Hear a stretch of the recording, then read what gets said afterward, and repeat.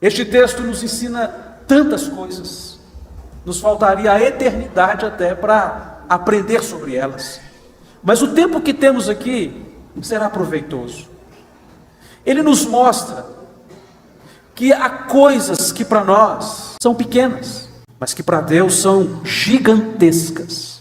Veja bem, um pecado que cometemos, às vezes nem ficamos contritos, estamos tão afeiçoados aos nossos erros domésticos, aos nossos pecados de estimação, que nem ligamos tanto mais para a fofoca, a mentira, a infidelidade, a crítica excessiva, o abandono dos votos. Tudo vai sendo relativizado e achamos que não é importante, mas para Deus custou a vida do filho dele. Olha como isto, como nos dá a paz que você usufrui agora e eu também, como ter o perdão e a graça salvadora custou o máximo de Deus. Veja, coisas desimportantes para nós, mas que para Deus foi de alto preço. Uma lágrima. Estamos tão acostumados a ver pessoas chorando que nem nos comove mais. Talvez o seu drama particular, a sua ansiedade, o seu medo. Às vezes você corre rápido para limpar. Você tem vergonha de que pessoas vejam as suas lágrimas, tão pequenina, mas para Deus é um culto, é uma súplica, é um oceano de desejos e petições, desimportante talvez para o outro, mas para Deus é algo grande. Mas há algumas coisas inversas também, que são pesadas para nós, mas para Deus são levíssimas. Nós, diante de nossos problemas, como contorná-los? Como converter o coração de um filho? Como fazer com que um esposo seja mais piedoso, ou uma esposa mais tolerante? Como converter os nossos vizinhos? Como sarar as nossas ansiedades? Isso para mim é impossível, mas para Deus não. Não há impossíveis para Deus. Diz o texto que Ele mede os céus a palmos. Ele pesa o mundo na palma da mão como em balança de precisão. Como Deus olha para a imensidão das coisas e vê que todas elas estão no seu domínio. Os seus problemas são grandes, as nossas lutas são gigantescas, mas elas são insignificantes para o nosso Deus, do ponto de vista que no agir e no mandar soberano dele, Ele pode trazer paz para tudo isto. Daí a necessidade de orarmos, buscarmos ao Senhor, confiarmos nele. E aqui está o texto, e já estamos caminhando para o desfecho do texto. Olha só, Deus falando para aquele povo, que aqueles que esperam nele, renovam as suas forças. E Ele mostra que os jovens em pleno vigor se encolhem, que até os mais moços, com toda jovialidade, tremem, que aquelas pessoas que correm rápido não são corredoras o suficientes para fugirem de si mesmas, de seus medos e problemas. E aquelas pessoas que são muito fortes são incapazes de carregar os próprios fardos. E aquelas pessoas que são muito altas não podem viver tão altas que o seu semblante não cai até o chão. Ele está dizendo que o homem, por mais vigoroso, jovial e capaz, ele sem Deus, ele é um escombro, ele é uma ruína, ele é um fracasso.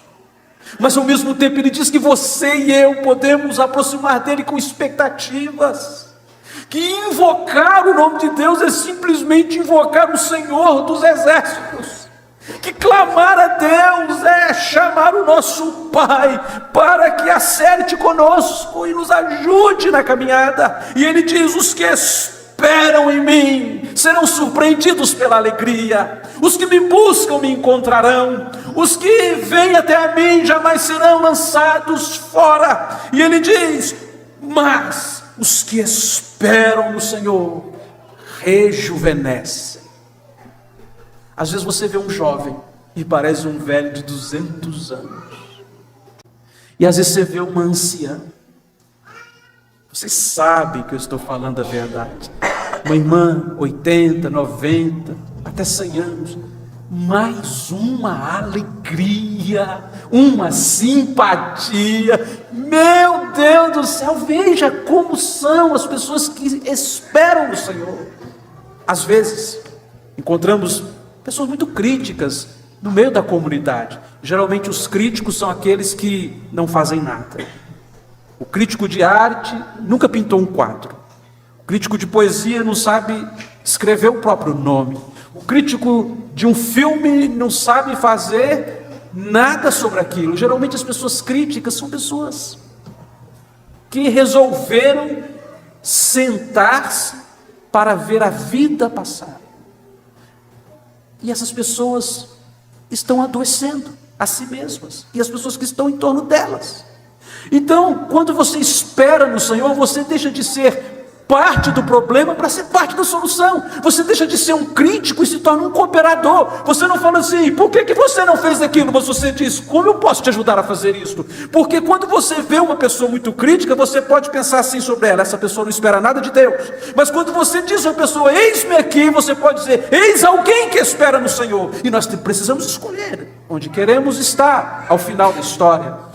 Daqueles que estão vendo a vida passar, vendo a história acontecer, ou daqueles que estão, mesmo sob pedradas, construindo a história.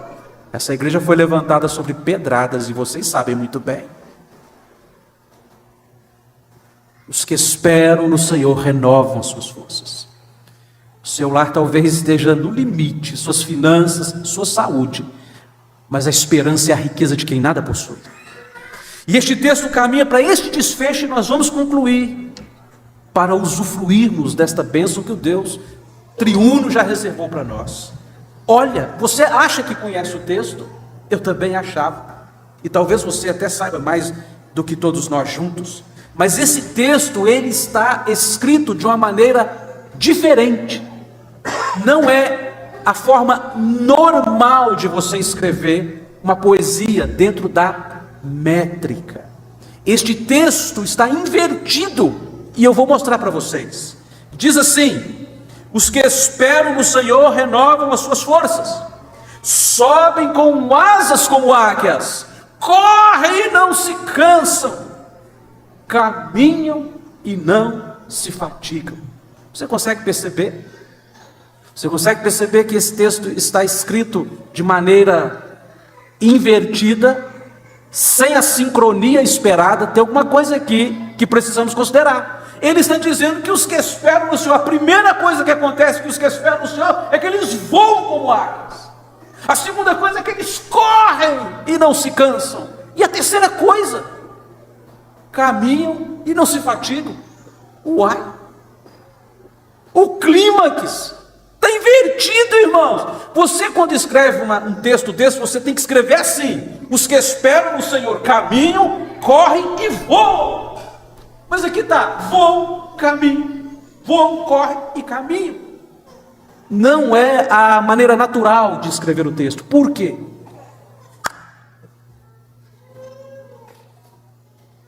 Porque o clímax da vida cristã não é voar bem alto, meu amado irmão. Quantos de nós aqui agora estamos nas nossas imaginações voando bem alto? O clímax da vida cristã não é correr rápido, acelerado. Quantos de nós estamos aqui acelerados neste dia? O clímax da vida cristã é não parar, é conseguir dar um passo de cada vez, é não desistir jamais. E o que o profeta está dizendo é que os que esperam do Senhor não param, Os que esperam no Senhor não retrocedem. O que esperam no Senhor não se detém no caminho dos pecadores. Os que esperam no Senhor não são detidos por nada. Os que esperam no Senhor continuam seguindo. E quando eles não aguentarem dar nem mais um passo, o Senhor continuará carregando eles nos braços. Ah, meu irmão, o mais difícil não é voar e nem correr. O mais difícil é dar um passo de cada vez. É não parar.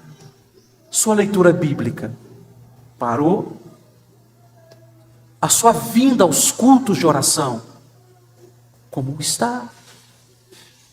O seu desejo de ter filhos mais espirituais, um marido mais piedoso, convidando ele para a igreja, uma mulher mais piedosa. Quantos projetos pararam? Porque às vezes você está esperando na sua força, quando eu ficar mais forte, ou quando eu for mais jovem, ou quando eu for uma pessoa mais capaz, ou quando eu tiver mais... Não faz isso, meu filho, espere em Deus. Senhor, eu resolvi esperar no Senhor. E eu tenho certeza que eu serei surpreendido pelo teu poder, porque é uma promessa. Deus se agrada de todos que se aproximam dele com fé e tem prazer em presenteá-los. É para você, meu irmão. Não para, não. Não desanima, não. Não se preocupe com as críticas, não. Não retroceda, avance. Avance para a glória do Senhor. E quanto mais você avançar, mais alegria salvadora vai te preencher, mais você vai ficar extasiado, mais você vai ser contagiado por uma graça salvadora. E eu estou dizendo isso não é porque eu li nos livros, é porque eu li na Bíblia, o livro dos livros. Mas é também porque todos os dias eu fico pensando um jeito de parar. E tem hora que eu tento parar e Deus fala assim: vem comigo. E me leva nos braços dele. Você está aqui porque Deus tem te carregado nos braços dele. Você crê nisto?